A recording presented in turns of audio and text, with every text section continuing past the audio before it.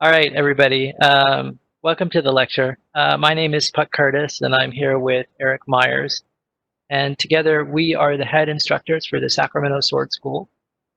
But tonight, we are the host for a series of Destreza lectures that we hope will strengthen our community in this really rough and challenging time. Tonight, our guest is Tim Rivera. He is the author of the Godinho translation and the Viedma translation. He's a gifted martial artist and an instructor of historical sword arts, as well as an advocate for all different kinds of destreza. He is the owner of the Spanish Swordsmanship Society website, where he hosts original research and translations. And today, there are HEMA schools which are teaching destreza programs based on his research.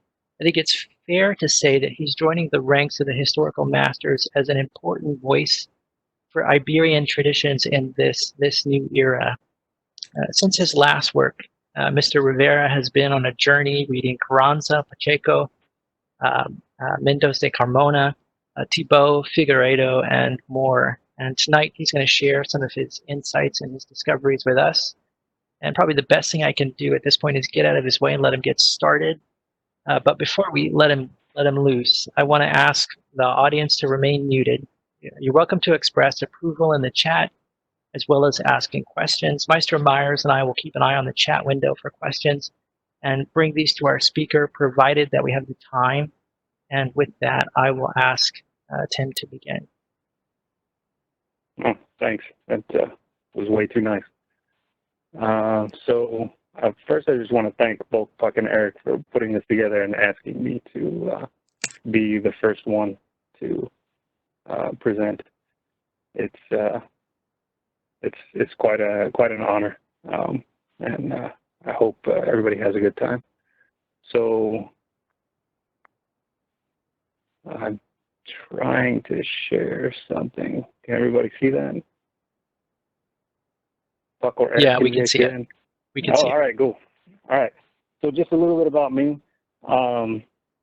I jokingly put on there that I don't really like Destreza, because I kind of don't. I first encountered it, in the late '90s. Didn't really like it very much. I read about it and just kind of left it alone.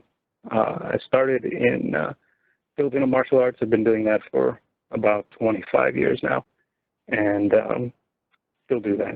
And that has naturally led me to some curiosity about Spanish fencing, because there's all sorts of legends and stories and things about the influence of Spanish fencing on Filipino martial arts. So I've kind of kept tabs on it. And then about 12, 13 years ago, caught wind of Godinho. And that was fairly interesting, because there was nothing concrete about any of the older Spanish styles before Carranza.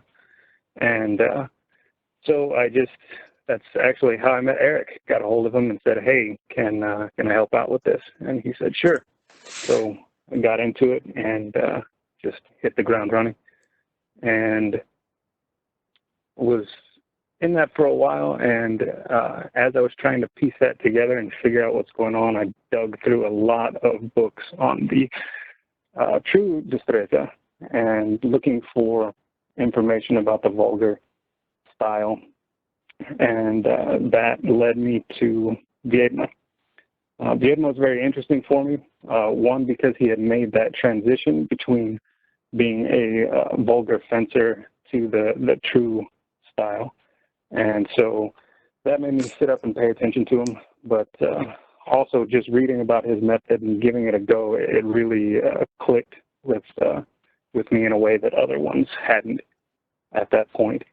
So that was kind of my introduction into this world, how I really got into the middle of it, even though I've just kind of been on the fringes for a while. So a little bit about Viedma. For those of you who don't necessarily know about him, he wrote a book in 1639 and had a very small epitome that just kind of summarized it. It came out the same year. And he's a little bit weird. if you're used to most of what people talk about as true school online or, in seminars and classes and things, is very Pacheco oriented, or now Rada oriented, because Rada is getting very popular now. And so Viedma looks kind of strange.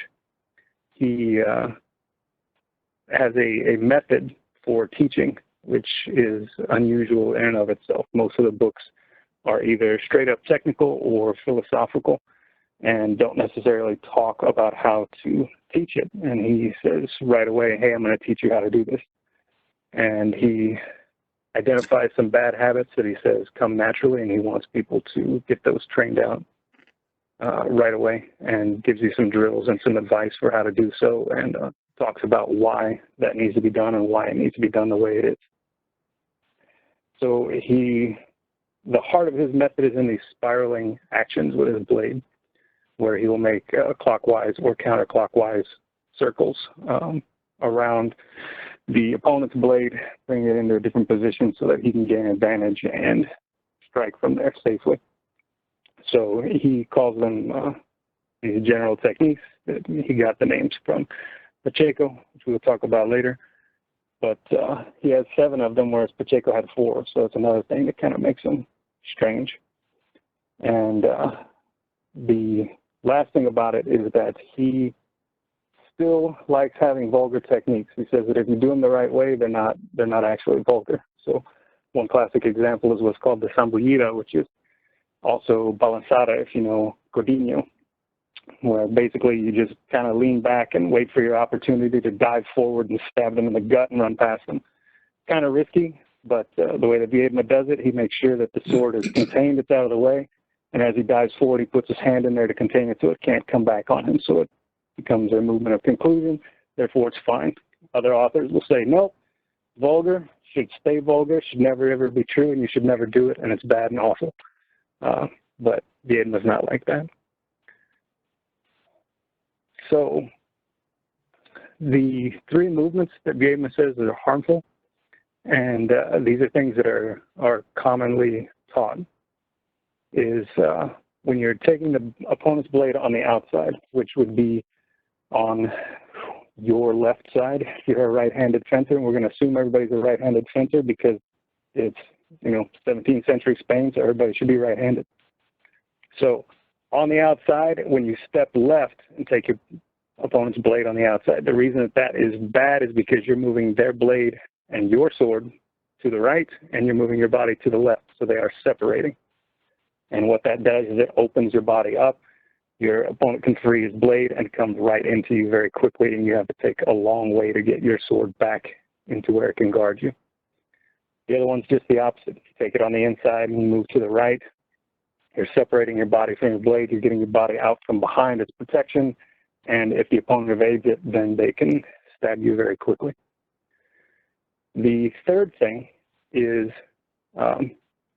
he doesn't like lateral deflections or parries of attacks. And anybody who is good at feinting, or seen anybody who's good at feinting, knows exactly why this is awful. If you thrust on the outside and you go to parry it and it's gone, and they go to the inside, and then you overcorrect trying to make it back the other way because you have to fight that momentum going left to right, then suddenly you're going to get stabbed. Maybe it takes 3 times, who knows, just depends. But either way, those are bad. So all of these lead to these circling motions with the blade that he likes. Can I ask you a couple of questions on this? So I just want to clarify on 1 and 2. It seems to me that he's saying when you take the bind, step into the weapon. Am I reading that right? Yes, that's exactly what it is. It's a much more succinct way of saying it. And then, so yeah, when you take the bind, goes directly into the weapon. Okay, and parrying thrust laterally, as opposed to what? As opposed to circular. So that's his main thing. So and we'll talk about this in just a second, but if you imagine parrying to the outside, somebody thrusts to your outside and you parry it. So for a right-handed fencer, that would be on your right. So you go to move your sword to the right, and they evade it. They do a disengage, or they free the blade and they come into thrust underneath. So you would have to, laterally, you have to stop moving to the right, move your blade back to the left in order to pick that up. But instead, as you're picking it up circularly, you're going to continue that circle through. So you'll be making a clockwise circle, and you're going to pick it up underneath the blade as you move it over to the left. So that instead of making one lateral movement, stopping that movement, and then going back in the other direction, you just continue it around in a circle and you get there much quicker, much harder to evade that way. Got it. So the 7 generals are these, and they are listed right there. 4 of them are ones that Pacheco had introduced in his first book. So they're familiar ones: line and cross, or linear and cruise, weak under strong, the narrowing, or SHI, weak over strong. So those are the 4 typical ones that everybody knows about, or at least should know about if they study this art. And Viedma adds 3 more. So one of them, number 3, is the low general. This is the combination of the first 2. So line and cross is high on the outside. So line and cross, weak under strong, combined together, that makes a circular, a clockwise circle as you're making that with your blade. So line and cross is the upper part of that circle, and weak under strong is the lower part of that circle. So line and cross would be basically, if you think about it as a clock, from 9 o'clock to 3 o'clock, and then weak under strong would be the 3 o'clock to 9 o'clock part of that circle. So the low general would be the entire thing with those 2 put together. The line across should be done with the strong part of your blade against the weak part of the opponent's. So if you're familiar with the graduation that is done in the true style, you want a higher number against your opponent's lower number. But when you get to the weak under strong, just like it sounds, you're putting your weak underneath the strong of their blade. And these are accompanied by movements of the body. So as you do this, you should be stepping to the right. So as you're doing the line and cross portion of the circle, you're going to be stepping into the blade and gaining it. And then as you move through into the weak under strong, you're going to be moving away from the blade. And those together are the low general. So narrowing and weak over strong put together make the high general. That can be understood the same way as the low general. It's just in the opposite direction.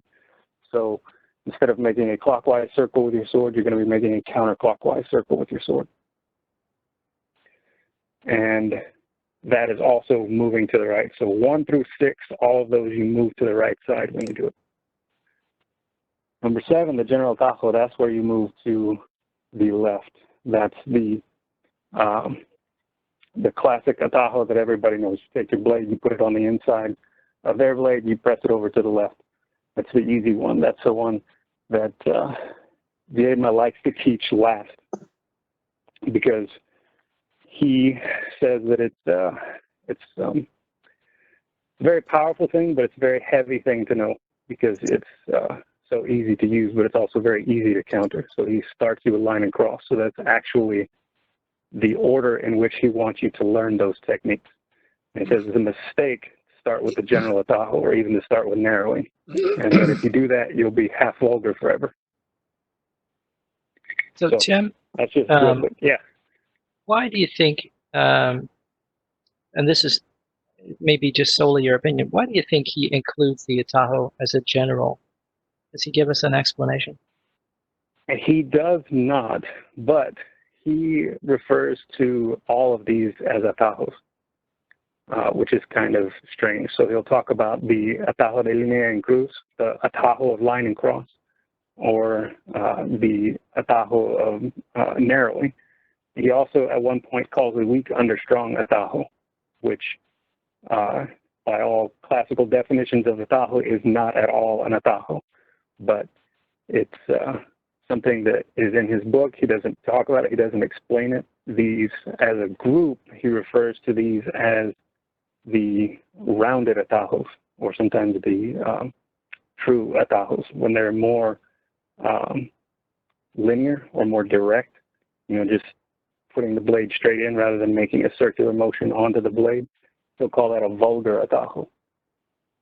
So sometimes, like there's a technique where he does the general atajo, stepping to the left, taking the blade on the inside, and when they evade that and come around to the other side, you step in, you can do a movement of conclusion so that you can thrust them in the face. But as you do that, you're just going to do a vulgar atajo and turn nails down and put your sword right on top of their sword.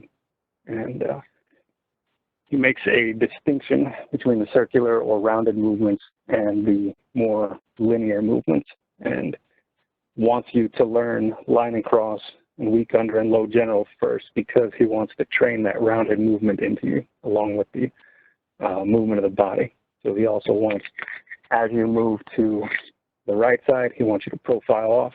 As you move to the left, he wants you to square up so that there's no equality or parity in your position with your opponent. So if they're profiled to you as you start, then you need to, as you move to the left, you need to square up, because otherwise you're both profiled and you're 50-50. And when you're 50-50, you can't have an advantage.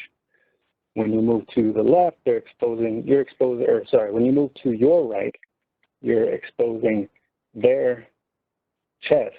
So to you, they become squared up, and that's why you want to profile. That's really helpful. Okay, so for me, what really got me to understand Viedma's work, his method, was his section on the dagger against the sword. So as he talks about this, really just breaks down into a few techniques, a few very basic techniques. So there's the general atajo, where you step to the left, and you can see over on the left there's his demonstration stepping from point A to point D on the circle, and he numbers or enumerates the points on his circle going counterclockwise. So A is where you start, B is along the circle to the right, and then C and then D is further along that circle. Your opponent also has an A, and his also goes counterclockwise, so D is the point that is to your left. So A to D is just a left circular step. You take a left circular step and place a general atajo. If your opponent evades that, as they tend to, because you have a much greater advantage of strength with your dagger against their sword, then you go to the whole circle, and that is where you completely move the dagger around and basically do another general atajo. And from there, as you're moving and circling in, you close that distance, and finally you can gain the opponent's quillins and stab with your dagger. So they all end with grabbing the opponent's quillins, because you basically have to. You have to get that close in order to hit them with the dagger. So then on the other side, you've got the line and cross over on the right, and it comes down to the same thing. Move to the right, circular step, do the line and cross, and as they go to evade, you're going to continue to make that circle around with your dagger until you get close enough. So there's a few other techniques that are in there where if it stops at a certain point, then you can come off and you can grab their sword and you can use your dagger against them. But these are the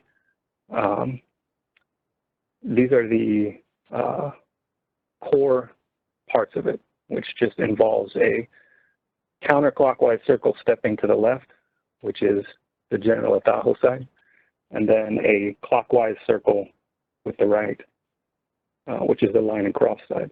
So Viedma refers to these as helical lines that they make. Because if you think about a circle when it's just sitting still, it's making circular motions and the circles can repeat. But then as you step and make these circles, then it makes a helix. So it's like a spiral, like a three-dimensional spiral as it moves through. And that's the way that Viedma describes it. So to me, this was kind of his whole art distilled down into its most essential functions. And once I got this, I really started to understand what he was trying to do with the sword. So from there, any questions about that before I move forward? Yeah, we did have one question coming in about equality of aspects and squaring your chest as you move. I know that that's present in the tradition in other places, but maybe you could talk about that a little bit. Why profile and square is important? Yeah, so I don't want to get into that right now, just because I've got a lot of stuff to get through, and I don't want to chase a rabbit hole. So Viedma doesn't really talk about it, about the equality of aspects or anything like that. Essentially, the only thing that he mentions is when you move to the right, profile; when you move to the left, square up, and that becomes a little bit more evident once you practice this method and why it happens that way. And that's one of the things that Godinho is very strong advocate for, what he calls reducing the theory to practice, and says that a lot of people do not actually reduce it to practice, and it's very important that you do. So yeah, I'm that's going to move forward now. So this next part about Carranza, as I was doing this with training partner of mine, we decided to do basically a survey chronologically through all the different works. So, of course, we got to start back at Carranza.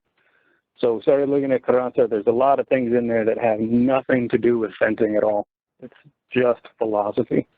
And there is very little technical description of how you should fence in there because of that.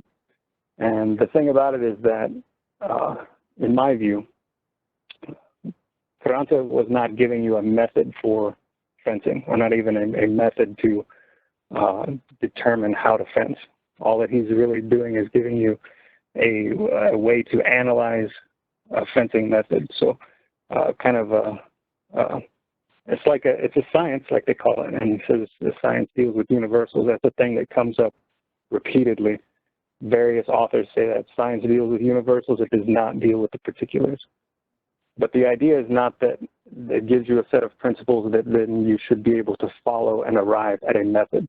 And that's not the case. It doesn't point you towards a method.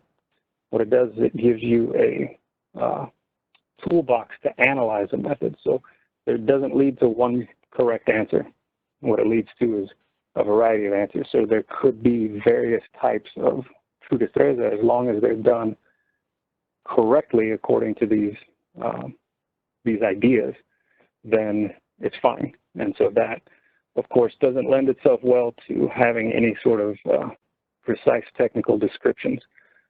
But he does have a few. So in the second dialogue, he talks about the vulgar style, and he has a master who comes in there who's basically just a punching bag for Carranza to talk about all the awful, horrible things that vulgar fencers and vulgar fencing masters do. So he's got a lot of technical description there, which is great. He does curiously have a very brief bit on how you should hold the sword when you're on horseback. I think he gives 3 different positions for where you can hold it. And I'm not quite sure why, he just throws that in there.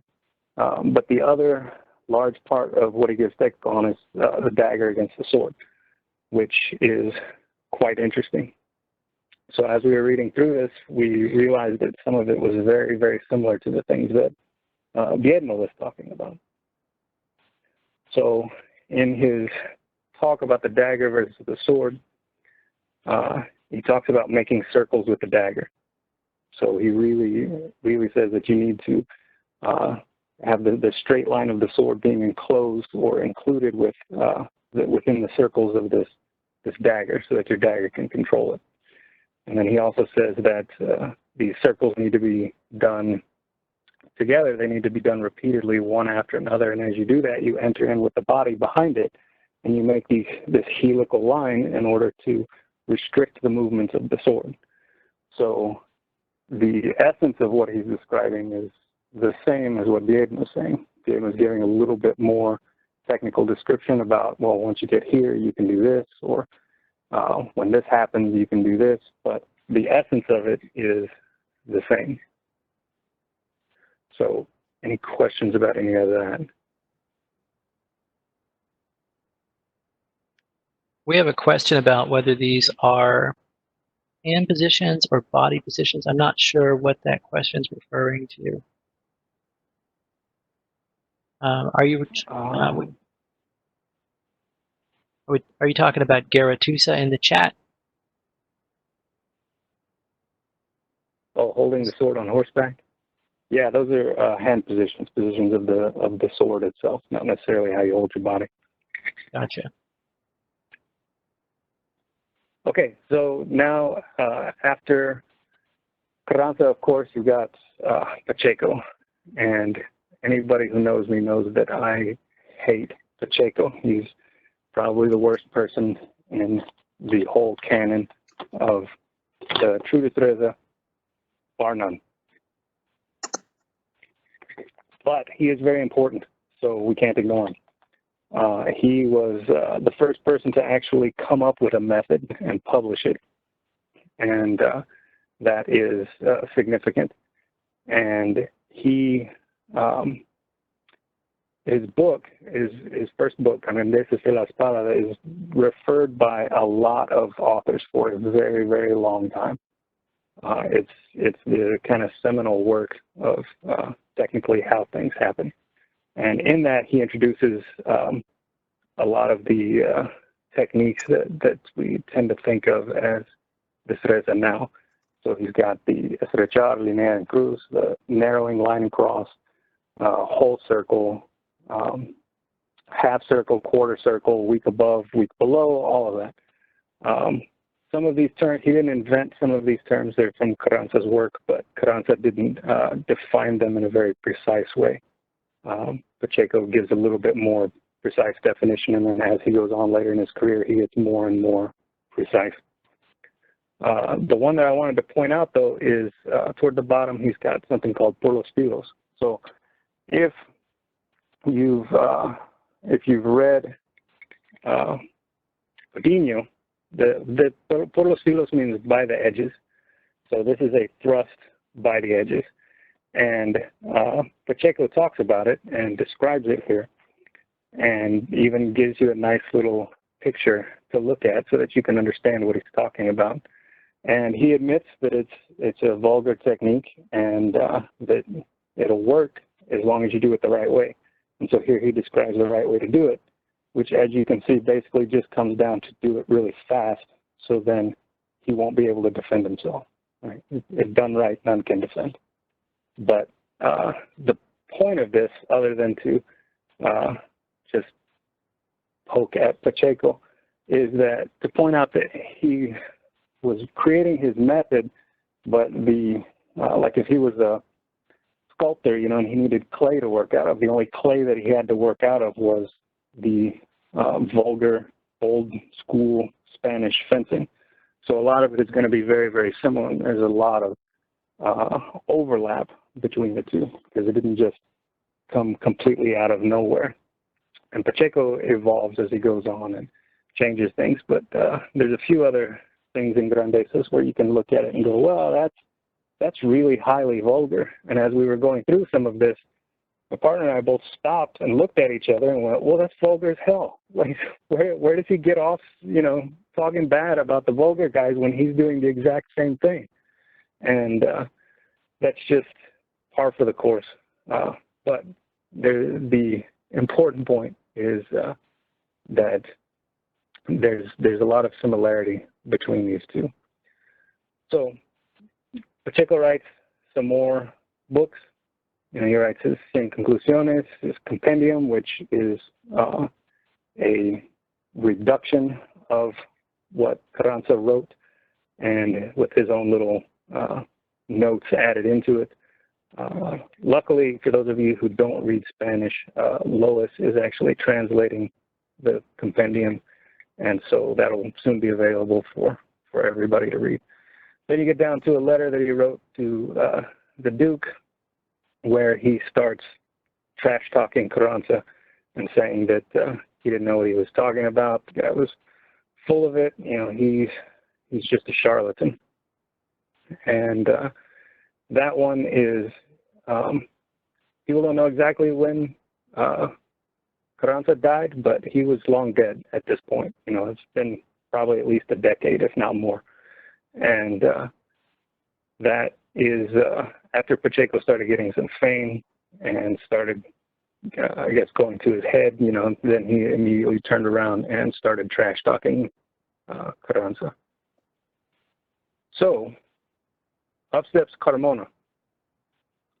So, Carmona is a fencing master from, I think, Seville that wrote a letter. First, he wrote a letter in order to defend Carranza, and also at the same time he goes on trashing Pacheco.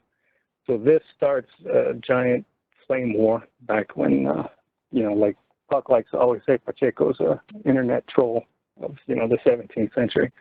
And that's basically what happened. You know, he started talking bad about Carranza. Carmona stepped up to defend him. And Carmona gets very, very intricate and very detailed about his critique. So, like, as you can see at the bottom one that he wrote in this compendio, was that he found 73 places where Pacheco was talking about Carranza's and where he said everything was great, so he's going to enumerate them. He does. In his book, he has 73 different points where he cites spots in grandezas and argues about them. It's kind of tedious, but this goes on for quite a while. So this is a short list. I don't think it's exhaustive of some of the publishing wars that the supporters of Pacheco and the supporters of Carranza got into. Mostly Pacheco, and then Breo de Lima steps up in 1639 in order to help defend Pacheco and talk bad about Carranza. Cristobal de Cala jumped in 38, and again later. But mostly at the beginning, it was just Pacheco and Carmona going back and forth and back and forth. And it ended when Pacheco died, but then it didn't really even end after Pacheco died because he had his followers, Carranza had his followers, and they just argued back and forth ad nauseum. So any questions? I haven't been reading the chat, but I see a lot of things popping up. I think people are venting some of their Pacheco frustrations in the chat. Oh, well, that sounds good. We could have a whole meeting where we just talk about that. One question that I saw go by, can you maybe contrast Ganar with Atajo a little bit? Oh, yeah, sure. So that's a very interesting thing. Early on, Atajo and the way that Carranza defines it, it has to be above equal greater degrees of strength, has to be cutting off the the lines so that he has less ways to go with his sword than you do, and that's the big thing. So if you the gaining though is much less defined than that. So it's a little bit more loose. So just going from Godinho's description, so Godinho talks and he first defines gaining and says it's just middle to middle. And you put your middle of your sword on the middle of their sword and you move it over so that it's done. And so when you do that laterally from the inside or the outside, you essentially get an atajo because there's really no other way. I mean, physically the swords are between you, you gain and you push it off to the side, your sword is going to be over the top. It's just the way it works. So it turns into what would be called an atajo. But gaining is not limited to just that. So you can gain from above, you can gain from below.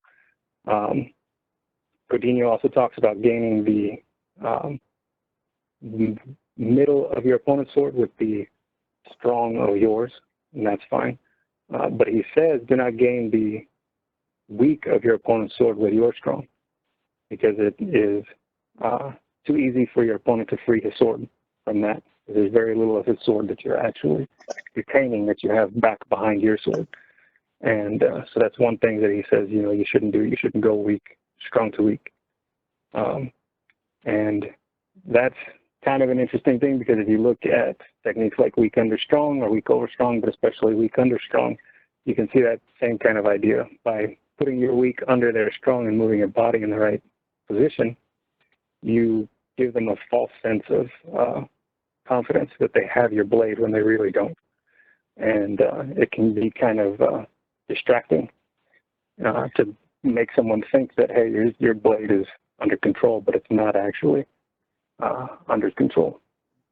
You're sort of qualifying really, that as you're kind of qualifying that underbind as an invitation to show weakness, which doesn't actually manifest itself. One of the first things that Pacheco called it when he talked about it, he called it obligar, which is either obliging or obligating, depending on how you want to look at it. So it's another way to say it, that you're giving them what they want, but not really what they really want. You're giving them your weak, you're saying, fine, here, take it. Put your strong on it, that's fine. Because it doesn't give you what you think you want.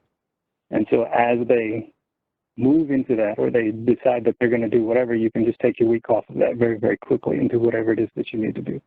So Viedma will use that as a way to almost an expulsion, just kind of a way to let their sword move to the side. So when he goes to do weak under, he's letting the sword move to his left, and he's moving his body to his right. So the sword's moving away from where his body's going, so he can come off of that very quickly and just go into right angle, get a thrust, or he can move into a cut or whatever and move away. So there's a lot of, you go down a lot of trails with this. Figueiredo actually equates gaming and atajo at certain points in his book. He also equates testing and atajo at certain points in his book. So it's a really interesting topic that we could talk for a long time on. So I'll just kind of cut it right there. So just another question that we're getting from the chat. You've been reading a survey, and you kind of dived in, especially on this slide, into the conflict between the Pachequistas and the Carranzines. Do you have an insight into like technical differences between the fencing in these two schools? Do you see a difference in technical method? Not really. No, I mean, they argue mostly about minutia and philosophical things. So one of the big arguments is that Carranza talks about the atajo as a universal and works against everything. And originally Pacheco agreed with that, in his original book he did. And then later on he said no. And he's got a bunch of weird arguments for why that's not so, and then people counter argue, and it really is kind of tedious to read that stuff. But that's one of their big differences, is that the Carrancistas believe that the atajo is universal and can work against everything, whereas the Pachequistas believe that it's not. It only works in certain situations. Other situations it's not going to work. So really, I mean, it just comes down to an argument of how you define what atajo is. And so that's technically, I mean, whether something works or doesn't work, that sorts itself out pretty quickly, once you get sword in hand and you try these things out. So most of what they're arguing is just philosophical differences. And it's really hard to make a distinction between them, because they've just basically drawn up lines, and it's almost like politics, They argue about stupid things that don't mean much. Not that, anyway. Fortunately, it's fortunately, differences. Yeah, we're past all that today, so that's good. Right. Okay, so these are a couple things that Carmona says that kind of align with some of the things that Viedma was talking about. And so this first one, he's talking about if your opponent is in profile, then you need to be squared. So that's about having a difference again. And then the bottom one is basically the same thing, a little bit longer, saying that you want to gain degrees of the profile so that you can stand in profile, which makes your opponent squared. So it talks about the extreme of this is moving all the way to the right onto your opponent's infinite line, which is the line that is perpendicular to the diameter on the tangent to the circle. And that your opponent would be completely squared. And then you want to be in profile, which is not going to happen. So he says that if he starts to move over the center, which is you just pivot, turn in place, then you won't be gaining degrees of the profile. So you want to go back to being squared and moving to the left side toward the posture of the sword, because you need that inequality in order to make these things work. If you just keep circling right and trying to maintain your profile and your opponent just keeps turning to match you, then nothing happens except you get tired and he doesn't. So this is the idea. You can go to the right side without him turning, then you're going to stay in profile. If he turns, then you need to go and square up and go the other way. So we're getting a question. Oh, sorry. Yeah. We're getting a question. Somebody would like you to expand a little bit on the inequality and what's the benefit of that. So it's clear they're asking us to do that. What do we get out of it? So depending on the author, sometimes they talk about it and sometimes they don't. And usually when they do talk about it, it is it's not very concrete. So this is something where I draw on knowledge from elsewhere in order to fill in the blanks. Because the basic idea is that as long as you are in an equal position with your opponent, there can't be an advantage. In order for there to be an advantage, there has to be an inequality. There has to be something different in order for you to take advantage of it. So the contradictory thing about this is that it would seem, based on the supremacy of the right angle and all of that stuff, that moving to the right and going to profile would be best, and you always want to be profiled and you never want to be squared. But then they also say when your opponent profiles to you, you want to square up and you want to move in the other direction. So these two things are at odds. But the fundamental thing is that you don't want to be squared when your opponent is squared, and you don't want to be profiled when your opponent is profiled. Because again, that's 50-50, you can't take advantage of that inequality. Once you create that inequality, so either you're profiled and your opponent's squared, or vice versa, then you can, if you understand how, you have that knowledge and the ability to manifest it, you can take advantage of that inequality. So by gaining degrees of the profile, going to profile and your opponent's squared, you can reach, assuming equal size and equal length swords and everything, and your opponent cannot reach you. That's the big one that they talk about. They don't really go into much detail on the other, where you move to the jurisdiction of the sword, the posture of the sword to the left side, and going to squared, and why you want to go squared. They just kind of say, yeah, you should do that, and it's great, and it kind of covers you more, and it's better to just do it, But that's the main idea, is that you're trying to move to a position of advantage, and knowing how to take advantage of that inequality, then you can safely do whatever you need to do, stab the other guy or whatever. Thanks. Okay, so Figueiredo. Figueiredo is, most people know him about the Montante, but he also wrote another book, Opus Sophia, that was never published, just manuscript. So it is it's a very interesting book. I know Eric is working on it and has worked on it. I know Lois has got a few translations out on some of the double weapons from there. And hopefully something will come of that soon. But anyway, he has some a little bit unusual advice for a lot of things. He's very concerned with keeping the mean and not going out to extremes. So to that end, he has a strange posture that he advocates that you take before coming into a position where you're gaining a sword or you're attacking. So with this, he doesn't want you to be profiled. He wants you to be semi-squared, because that's the mean between being profiled and being squared. So you can easily go from one to the other depending on which way you need to go. He also doesn't want the arm to be out straight and right angle. He wants it to be crespa, which means like a curl. So what that is basically, if you're familiar with the Bolognese iron gate, you want your sword to be, your hilt to be low, your point to be high, pointing at your opponent's face, and he says he wants your arm straight. So this is the way that he starts. The profile comes in whenever you go to wound. So he doesn't want you to try to do any atajos while you're in profile, because it is weak and exposes you, and it's too much. So he advises only going to the profile when you're going to wound. And he also talks about gaining the sword. And I think he actually says gain in this one. I'd have to look it up. But he's talking about placing an atajo or subjecting the opponent's sword. And he wants you to move into it, not away from it. You know, like he says, is commonly done.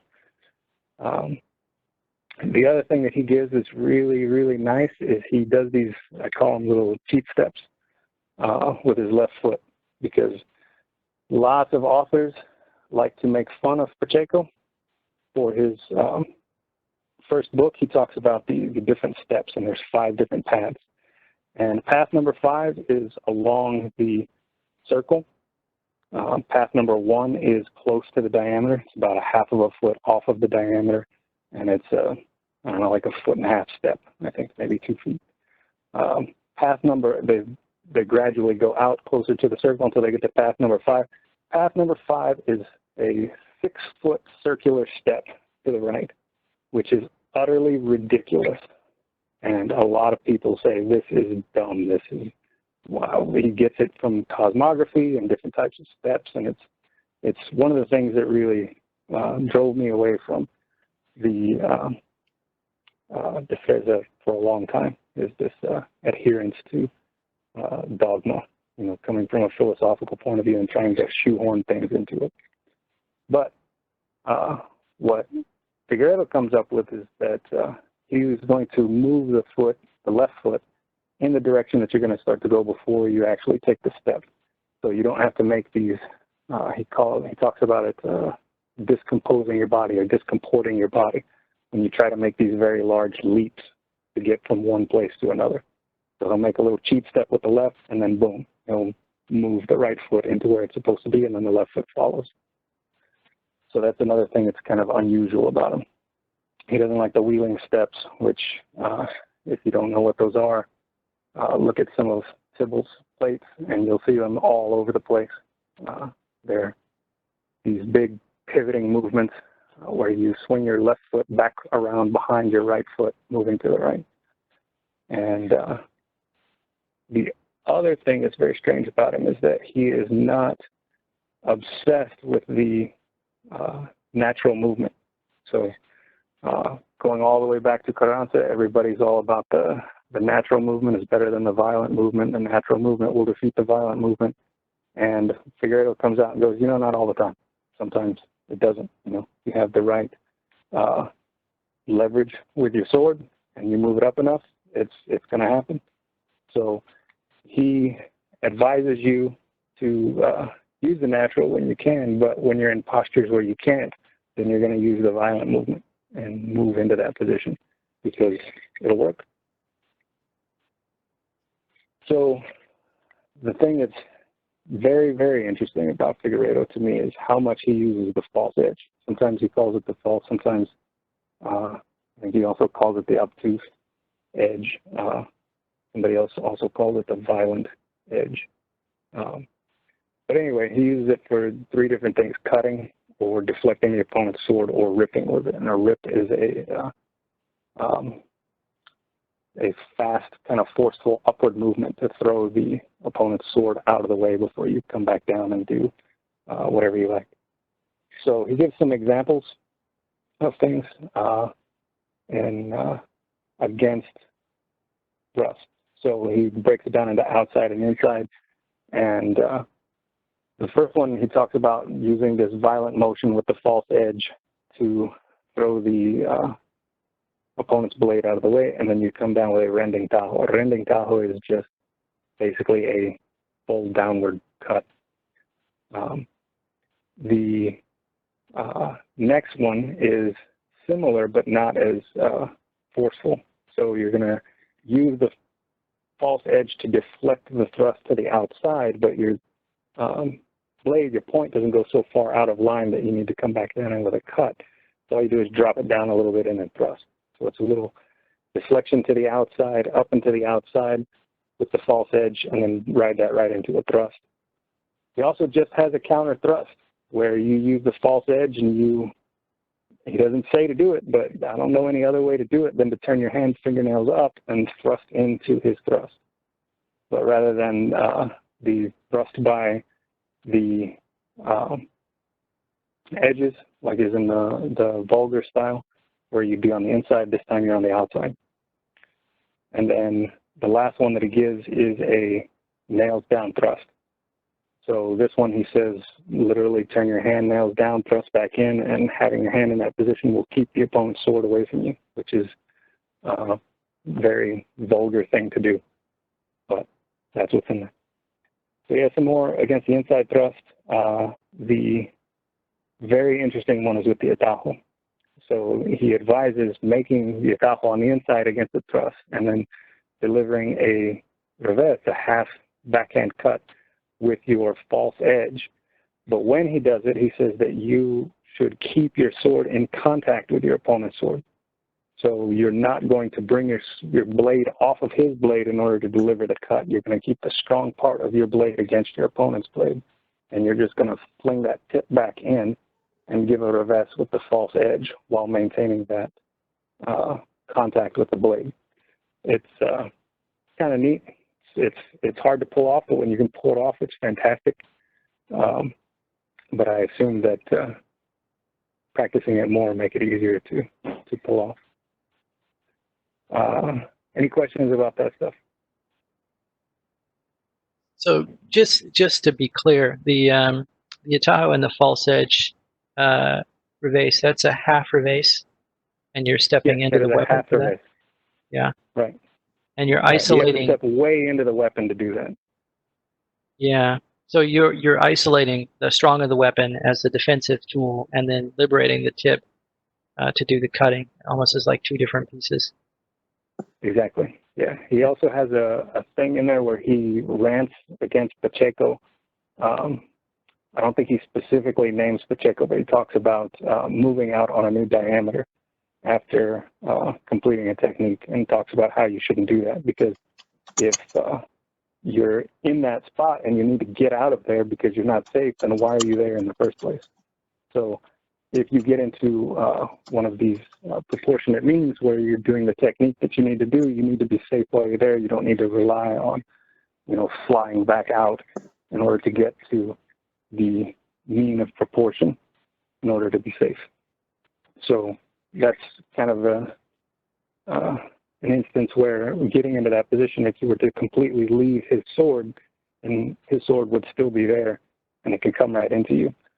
But by keeping the strong of your sword on his blade, you're able to stay safe where you are, and you don't have to immediately fly back out. That's really interesting. Do you see any places within the Figueiredo text? So sometimes we talk about moving into offending medio proporcionado with either control of metal or control of time. Do you see places where Figueiredo would move in with control of time? Because I think that would necessitate flying out, or does he avoid it? That's hard to say. I mean, he doesn't have a whole lot of technical advice. There are some where he essentially wants you to throw the opponent's sword kind of out of the way, and then you come in and do your thing. But he doesn't, like with the first one there with the rending tajo. If you're kind of ripping with it and coming down for the tajo, you haven't gone and gained degrees of profile. It is just the opponent's thrust it on your outside. So all you're doing is just ripping it with that and then coming down and cutting. So presumably you're still, in danger of what your opponent wants to do to you, but he doesn't speak to that. He just kind of throws these in there quickly as examples of things that can happen.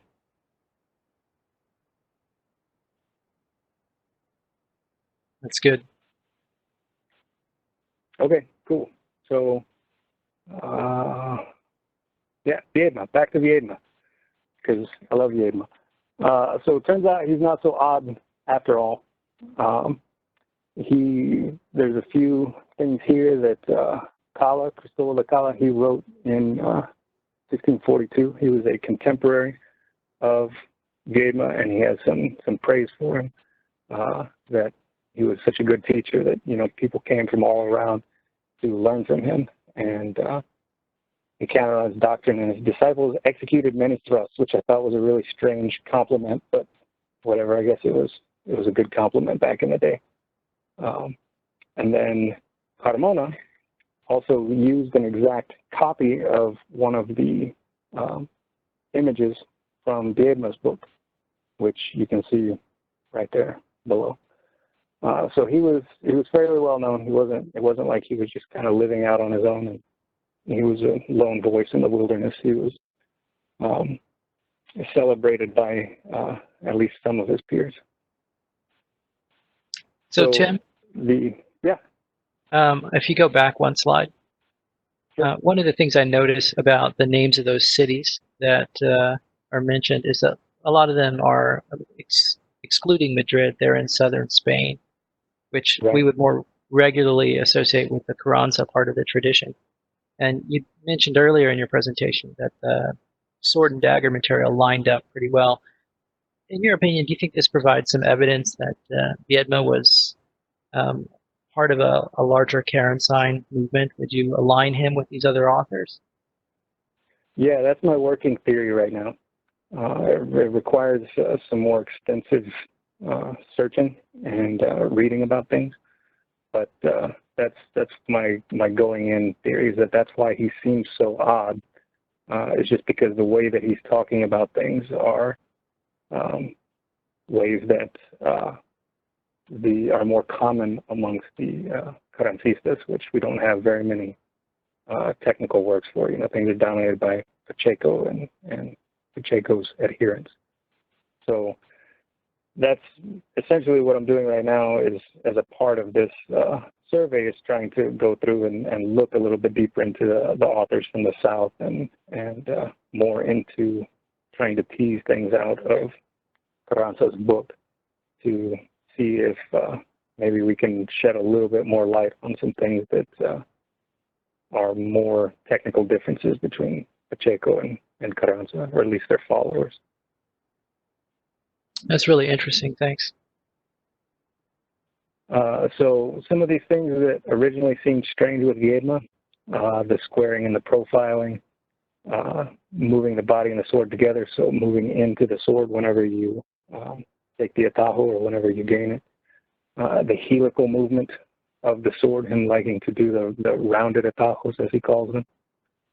Those all, as we've seen, other authors have also advised these things. So he fits in fairly well with some of these authors, and all these authors except for Pacheco are all from the South. I think they all published in Seville, except for Carranza, of course.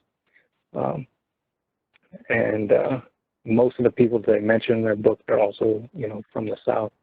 The weird thing about Viedma, though, is that we don't know much about the guy who taught him. We've got his name, and his last name is de Avila. So I don't know if that means he's from Avila, which is way up in the north, or if that's just a part of his name. So he could have come from the north, or it could be just that's at some point where his family came from. We'll talk about who taught him or where he learned. But that's part of Viedma's story, is that he was a vulgar fencer, and then this guy rolled into town and just wiped the floor with him. And so he took to learning his method. And so where that method came from is hard to say. But seeing how it kind of fits in with some of these other authors really is enlightening. So then the last thing is, he likes his vulgar techniques as long as they're done right, and that's perfectly fine by me. But as you've seen, some of the other authors also have some of these so-called vulgar techniques, which aren't really all that vulgar. As long as they're done safely, they're fine. So this is a brief illustration of the two demonstrations that Viedma gives in his book for the linea en cruz and estrechar, the line and cross and narrowing. And so the thing about this is that some of you may know, if you follow Viedma, at a certain point there was a small mistranslation about the position of the hand. I had in the line across, I originally had said that the position of the hand was nails up or almost nails up, and what it says in the text is it's almost nails down. So trying it and doing it almost nails down, it doesn't feel right to me. It never really felt right. I struggled with this for a long time. The illustration shows the sword almost nails up. And if you go and look at all the other illustrations in the book, the knuckle bow is facing the correct way for the position of the hand and where it should be. So he is explicit about the narrowing, the estrechar, that it should be done nails up. And he says that a lot of people do it nails down, and it shouldn't be done nails down, it should be done nails up. And you can see right there, it's got the knuckle bow on the upper side to be the inside. And then he's got the same position for the line across. So the effect that these have as you do these spirals is that you're using the false edge in order to really gain the opponent's sword, in order to move it where you need to. And then you transition into the true edge as you go into the rest of the spiral, into the weak under or the weak over, depending on which way you're going. And so that's kind of always kind of bothered me until I came across Figueiredo and saw how much he uses the false edge, and things started to click and line up for me. So that's not as weird as it used to be. The other thing is the general atajo, because as you can see over on the lower left, this is his demonstration of the general atajo. This one, he says this should be almost nails down, and he illustrates it the same way, that it should be done almost nails down, which is kind of strange, because when people take atajo to the inside, they naturally will point their hand almost nails up so that you can take the true edge into the opponent's sword. And what Viedma advises is squaring up and going almost nails down, which kind of brings the sword across your body and keeps the hilt near your right thigh or right hip, which you explicitly say. And that kind of covers you a little bit more, makes a much larger space that the opponent has to get around. So that seems kind of strange, but the quote, and the one on the right, is from Grandezas, and this is Pacheco again. And this is one place where he explicitly says that when you subject the sword, so the context for this is actually after you make narrowing movement.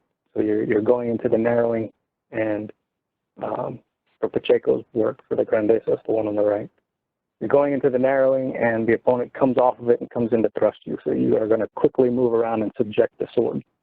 And so then as you subject the sword, you're going to come off and do the half reverse to the face. And he explicitly says that it should be nails down, it should stay nails down, it should not turn. So in at least one point, Pacheco is saying that, yeah, this is okay, this is fine to do it this way. So again, that's another thing that's not as strange with Viedma that originally seemed like it was.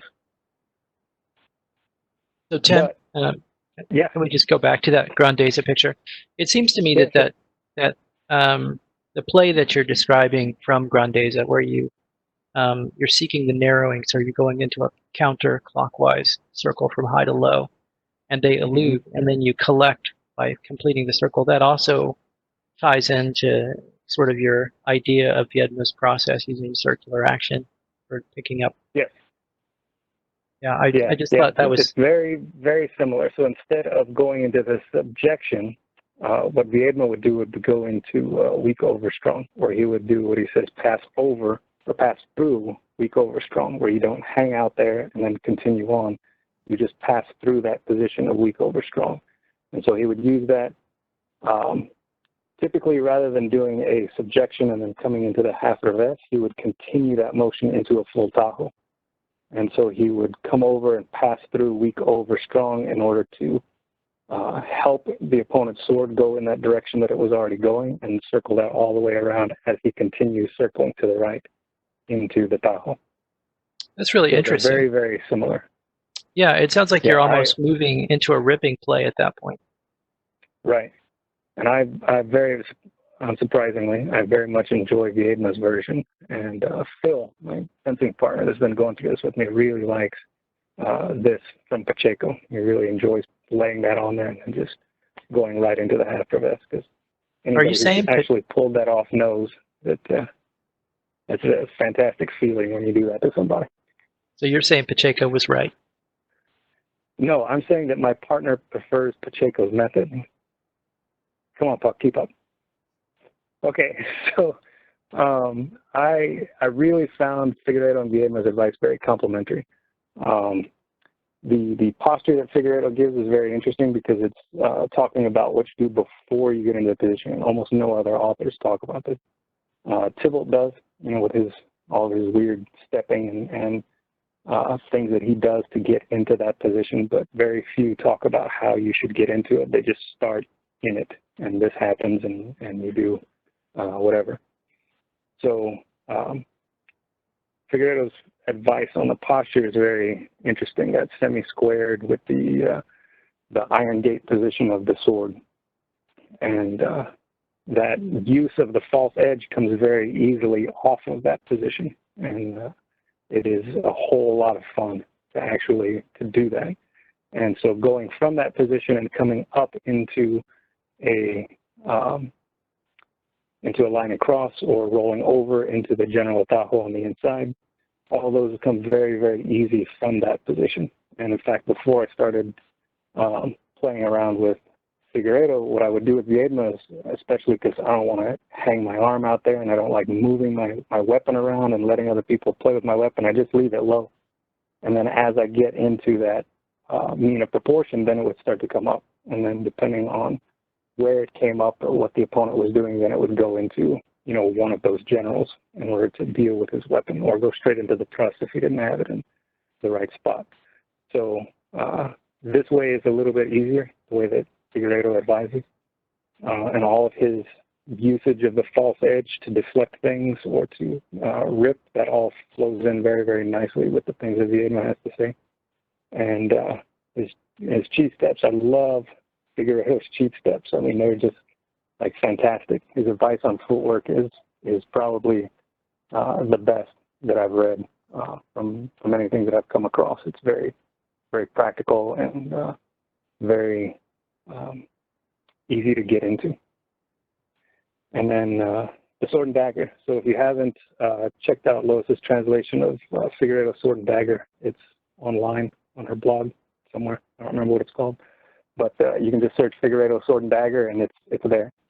And some of the advice that he has is very, very complementary to Viedma's advice. And there's actually one point where she puts a footnote in there about a position that Figueiredo is describing, and it sounds very much like Viedma's position that he likes. And it's one that Figueiredo says is something that you can do after you're very proficient with the sword and you already understand how to do it.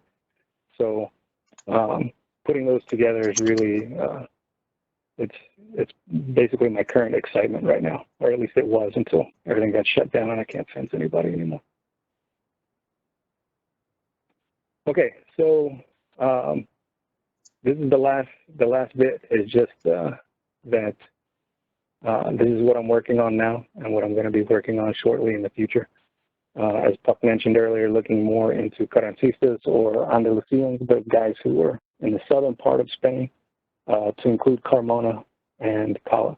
There's one just absolute tragedy to me is that Carmona wrote a book, his very last book, which is supposed to be much more technical and him describing his method, but it is not accessible, there is, according to Manuel, and Manuel dropped off, so we can't have him chime in, but according to his bibliography, it was bought by a book dealer in New York, and it is there for multiple tens of thousands of dollars.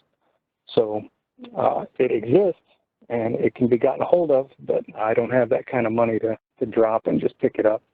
But that's something that would be very interesting to look into. But we have the rest of Carmona's things. We have the I think 2 books that Kala wrote, so I'm gonna dig into those. I'm like a kid trying not to look at my presents for Christmas. I've skimmed a little bit through them and found some very interesting things, but I'm trying to be a good boy and just wait until I get to that point where I can look into those. Kala is going to be very, very interesting. And then the other thing is, of course, because I feel like I haven't put out anything in a while, I decided I need to start doing more translation. And so since Grandezas is only part of it, is out there, just the third part, I decided I'm going to go ahead and do the rest of it. And done with basically the intro before the first part. So I'm going to put that out in pieces.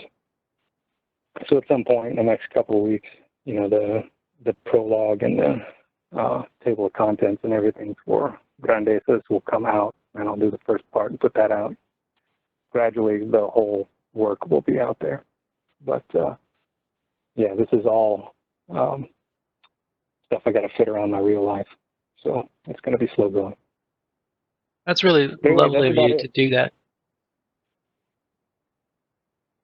So yeah, any other questions I can answer? I don't know what time it is. All right, if you have questions, go ahead and type them in the chat. I have a few questions I prepped beforehand. So you came to these traditions via Eskrima. Can you talk to us a little bit about your background and how these experiences helped with what you're working on today? Yeah. So I started in mid-90s, and I had actually started fencing, Olympic-style fencing, around the same time, a little bit after, and didn't really like that, so I left that alone. But I've tried a few different styles. So the major distinction in the Filipino styles is that the central part of the Philippines is their styles are markedly different from the northern part of the Philippines. And the style that I adhere to right now, the one that I practice the most and promote, is from the northern part of the Philippines. Most of what you see is from the central part of the Philippines. The style that I do now is called Gremoraniz, and it kind of, I always credit it with teaching me how to fight and how to look at things, and that's where these ideas about equality and taking advantage of inequality and making sure that your opponent can't take advantage of your inequality, where all of that comes from. But at the same time, I don't want to get into a situation where I'm trying to find something in Spanish fencing that I've already brought to it. So, like with translations, I do my best to keep them as neutral as I possibly can, especially like if anybody's read Godinho, because it's like a chore to read. It would be very easy for me to just go through and go, I think this is what it means, I think this is what it means, and just put that out there. But I don't want to do that because that doesn't benefit anybody. So I've done my best to put that to the side and only use that as a kind of background knowledge of whether or not something seems practical, in a way to test it out and see if it's practical, so that I can kind of understand the things that are happening there. Yeah, does that answer the question? Yeah, I think so. I'm just also scrolling through the chat here. I think people are trying to figure out how to get you a Patreon so you can buy the book. Yeah, that was Phil's idea too. He's like, yeah, we need to just raise money and try and get it. So maybe I'll talk to Manuel, see if he can talk to that guy, because I shouldn't be talking to professional booksellers, because I'm not that kind of guy. So maybe we can. I also shouldn't be keeping that kind of like, I got kids and dogs, like that's something, to like ship off to Roberto Gotti in Italy to hang on to or something, or just like try and get a facsimile of this book from this guy rather than actually purchasing the thing. But yeah, that would be fantastic. I feel like we need a Duke to sponsor our work and just buy these things and keep them for us. That'd be nice. You should get on that. Yeah, I'll get on that. So you were the first person to translate Common School of Destreza into English with the Godinho text, and I know a lot of people are because the Destreza traditions are largely untouched and brought into English. Some of them are just so big. What kind of advice or experiences do you have that you could share that might help another person who wants to do similar work? Oh, you mean with translation? Yeah, just that whole process. Oh, yeah. Don't do it unless you really, really, really want to, because it is exhausting. And if you don't have a drive inside of you to get it done, you're just going to frustrate yourself. And so that to me is the biggest thing. You gotta have this, something off about you that drives you to do this thing. And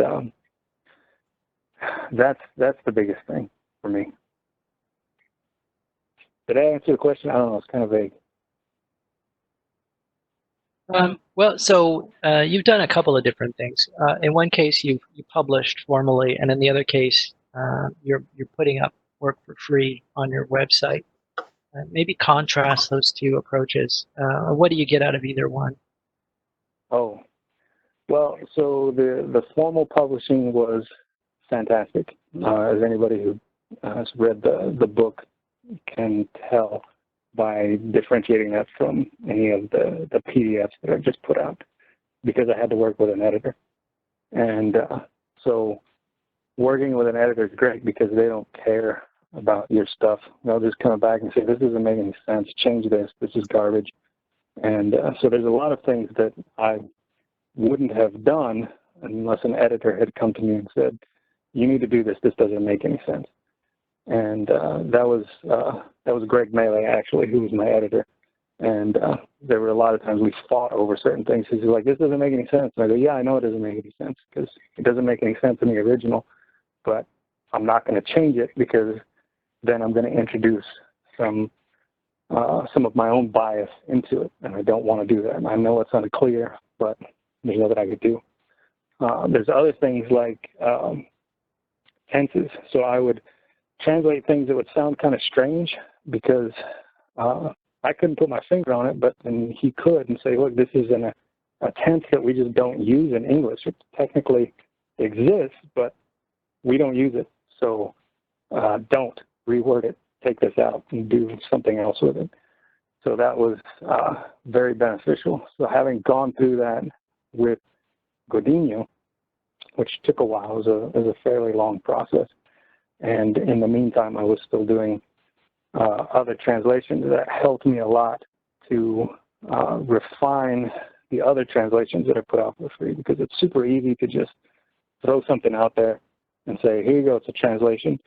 And I much prefer to do that, one, because it's free and it's accessible, and two, because when I find a mistake, like I did with Viedma or I have with some other ones, I can immediately correct it and replace it. And hopefully people will find a new one. And you don't always do that, because like with Figueiredo's Montante, people I'm sure are out there still using the first edition of it, even though the second edition has been out forever. And there's a very large difference in those two in the very first rule. So you can correct that, you can put it out right away, whereas if you publish it, it's a physical book, it exists, you have to go through a process in order to do it, you have to go through another printing in order to fix things. So it's It's much more of an ordeal to go through publishing with an actual publisher, but being able to work with an editor is fantastic. It's priceless because it'll change the way that you look at how you do translations.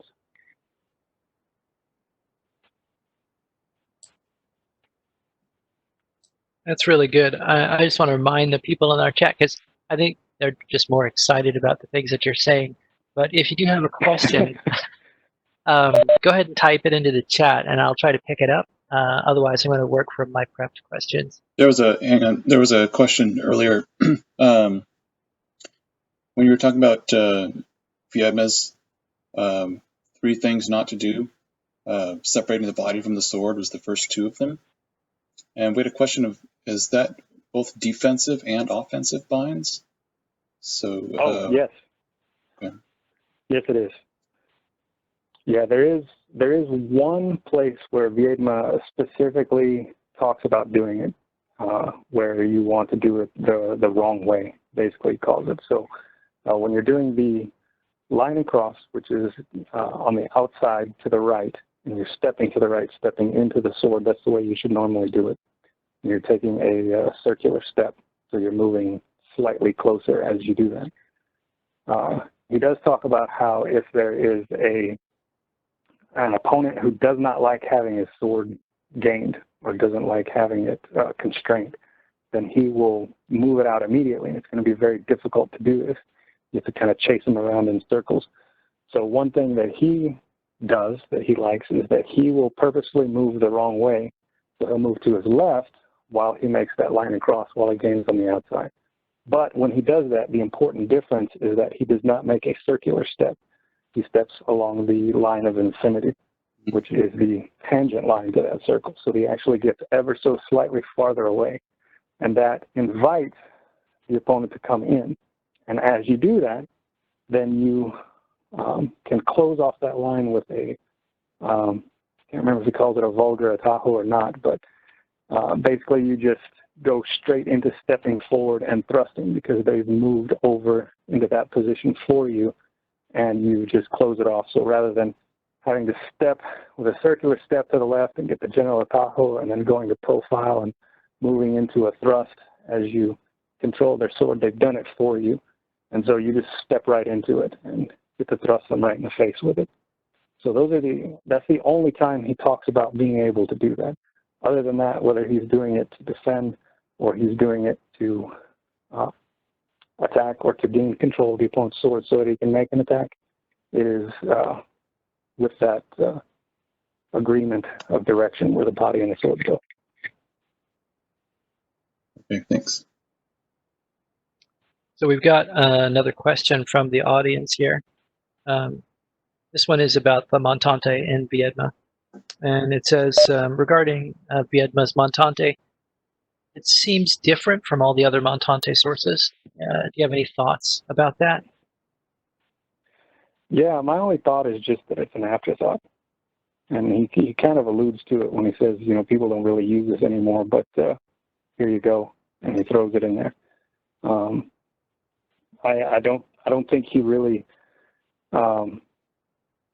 wanted to, maybe not even wanted to. I mean, maybe because he talks about how here's some rules that you can give to actually train using the montante, and they're kind of not described very well, and he doesn't try to describe them or try to talk about how you use the montante or whatever. It almost seems like he didn't want to, but then again, that's just me inferring what he's trying to say. So I don't think he really cared about it. He just threw it in there and said, "Yeah, here's some montante stuff if you like that." But nobody uses these anymore, so don't worry about it.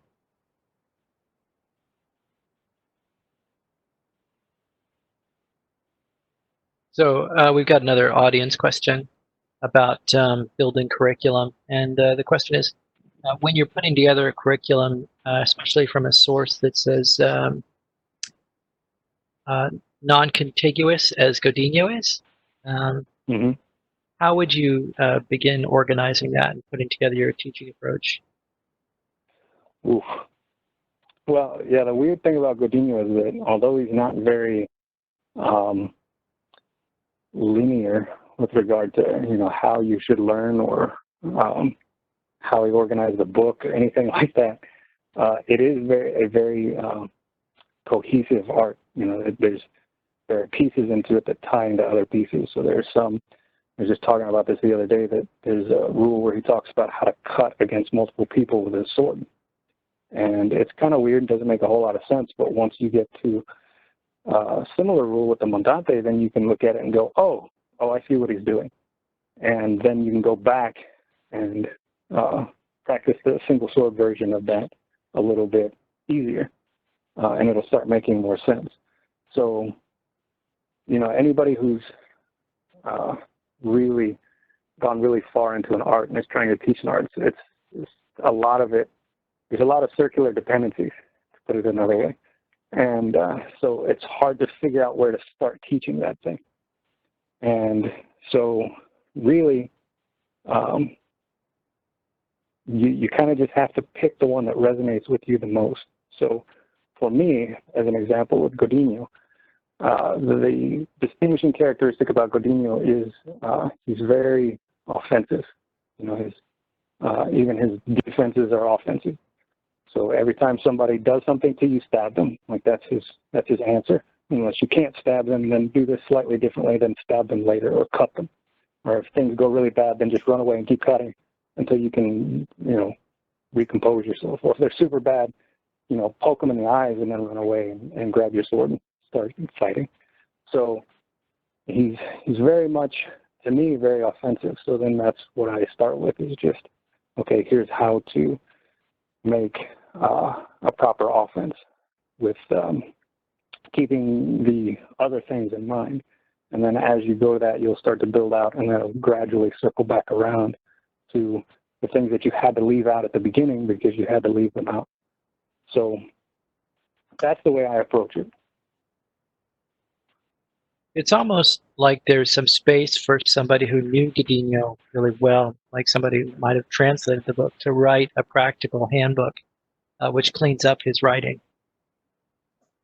That's true, but they say that space equals time, but that's not really true in real life. I don't think there's a lot of space for me to do that, but not so much time. If you want, we could shut down the economy. I hear that guy turned into a diestro anyway. Yeah. We've corrupted him. That's right. So you're talking a little bit about sort of systems and what makes good fencing. Carranza talks about wise vulgars who practice the common school using true principles. Sort of, I'm going to do these vulgar things by the truth. And maybe this is an opportunity for you to talk about, like, what would you think of is the difference between true fencing and false fencing? Because you've gone through this survey and you have some more experience with Carranza and some of these other authors having this conversation. But what do you get out of that? Right. So that's a tricky question. It's a good question, but it's a tricky question. To me, the big things that I think Carranza points them out, and some of the other authors, are there's two. One is that you have to know how and why it's going to work. So it's not so much just, you need to have a theoretical underpinning for the technique or the method or whatever it is that you're doing. That part's not as important as understanding why something works. And as a part of that, you also have to understand when something doesn't work. So if you know why it works, in what situations it will and will not work. And the corollary to that is being able to understand when something is safe. So you can make things work in certain situations, but they only worked because your opponent didn't do a particular thing that he could do. So as an example, one of the things about Viedma that's very interesting to me, the kind of core of his style, is when he's making these like line and cross, for instance. That's the one he always starts with. So when he goes to make the line across, takes the sword on the outside, and he steps to the right. There's essentially three things that can happen. One, the opponent doesn't do anything, so you just stab him in the face. That's the answer all the time for every style that stabs things. But the other ones, he could free below, or he could push back into it. And so he could also move, but that's outside of the example right here. And in both of those situations, the opponent is moving their sword to your left. So you're moving your body right, you're moving your sword right, and your opponent begins moving their sword to your left. So their sword's going the opposite direction where your body is going. So when that happens, then if you can move your sword by going to the weak under or moving through weak under, then you are safe. You're okay to continue your movement, go to a profile, and take that thrust or that cut or whatever it is, because your opponent's sword is moving in the other direction. If it were still, that wouldn't be safe. And so there's a bunch of different ways to express that, but that's the way that Viedma kind of lines that out. So to me, that's one of the very big things, is you have to understand what it is that makes this thing safe. Why is it that the opponent cannot counter this in a way that you're not able to handle? So it could be as small as, well, his sword is moving this way, or his body is moving in a certain way. That's when it's safe to do this. But if his body is not moving that way, then this is not safe. So whether you have a theory or a philosophy behind any of that doesn't really matter. All that matters is that you understand the things that make that technique work, the causes, if you're going to think about it from a Carranza's point of view. So the other thing is that, and multiple authors talk about this, that it can't depend on the other person's will. And that kind of gets into that idea where if the weapon is still, then if they decide not to attack you when you go to attack them, it works and it's fine. But if they do decide to attack you, then it doesn't work. That's not safe. That's not good. Nothing can depend on, well, the opponent does this, and when they do this, then I can do this. It has to be causal, not predictive. Does that make sense? Yeah, so you can't be psychic. Right. Yeah. Right. You can't say, well, I'm going to do this, and therefore my opponent's going to do this. I think that's a really a good discussion. I like where you're kind of taking that. It's good insight. I think I'm going to shut down the questions in the chat, but I've got 3 more questions, and I think then we'll wrap up. Oh, by the way, real quick, is there a Sure. way to save this chat? Because I haven't been able to read any of it. I seriously want to read it. Sure. There's a lot of capture it. cheeky comments Cool. about Pacheco going on in there, which I think you'll probably appreciate. I certainly will. Yeah.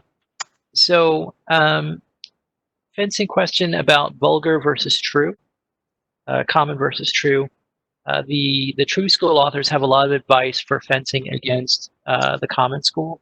Do you have any advice for people fencing from the common school against true school? Ooh, that's a good question. So to me, were I to teach somebody fresh, which I had to come up with this plan recently because somebody contacted me and wanted private lessons to get this done. Because I'm kind of in an in-between place. I'm in a weird spot, one of these wise vulgars, I guess you could say, where I'm kind of like both schools, and I didn't really know which way to start. So, to me, I like to start with the vulgar style, and I like to use that to create the foundation. And that foundation is not necessarily the best option, but it is a solid option to build from. Then I'll introduce the true school method of doing it. And the reason for that is because when things go wrong, there's very little or no advice in these true school books about how to deal with that when you're in a suboptimal position, when things are going poorly. They describe the stuff that you should do and how you should never get into these situations. And it's like talking to a self-defense instructor, and it's like, well, what happens if I get attacked by a knife? Or what happens if, somebody gets me on the ground and starts trying to beat me up? Like, well, don't get into that situation. Like, thanks, that's great, but not practical. So for me, whenever I'm trying to fence in like Viedma's method or some other way like that, and things go horribly wrong, I tend to snap right back to like Godinho's 3 basic rules.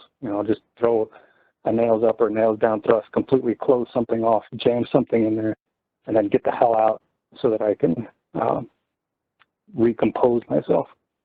And so I like having that in there as kind of a fail-safe where things should go well, but when they don't go well, now we got to get vulgar, we got to get dirty.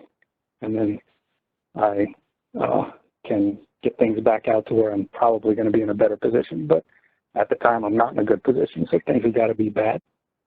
So to bring that around to the question, there's different ways to do it because it depends on the kind of style that your opponent, being in the true school, the way that they like to sense. But you have to figure out what it is that they don't want to happen, and you have to do your best to make that happen. Whatever it is that makes them uncomfortable, and just hammer on that repeatedly until they get into a position to where they are not composed. Then they're much easier to beat. So it's a tall order, and it's not very specific advice, but basically that's what it is. You got to take them out of their comfort zone, because as long as somebody is following these rules and keeping everything the way that they should be, so that they can easily deal with them, then it's going to be very difficult. You don't want to play their game, basically. I really like that. We have been working on something that we have been calling ripping play, but ripping in the sense that we're breaking up structure and using appropriado to find it. So right. Using things like commettimento imperfecto to draw the adversary's defensive movement so that we can begin to set them up. And we specifically looked at your work on ripping play as in the sense that where you're attacking an enemy unit and causing a loss of order. It's right. We're getting a lot out of it. Yeah, it's a lot of fun too. I mean, maybe it's just me, but I really enjoy when I'm fencing or when I'm fighting with somebody else, figuring out what it is that makes them uncomfortable, and then just really just pushing that button over and over and over, and then getting them into a spot where I can do whatever it is that I want to do with them. And that's what it comes down to. Yeah, that's really lovely. I think probably that's our time. I really want to thank you, Tim, for sharing this. Lots of we could just keep going on, and you've got really so much to offer. There's a lot of content here, and yeah, I hope it wasn't too much. No, I think it was really useful and interesting. I really appreciate it.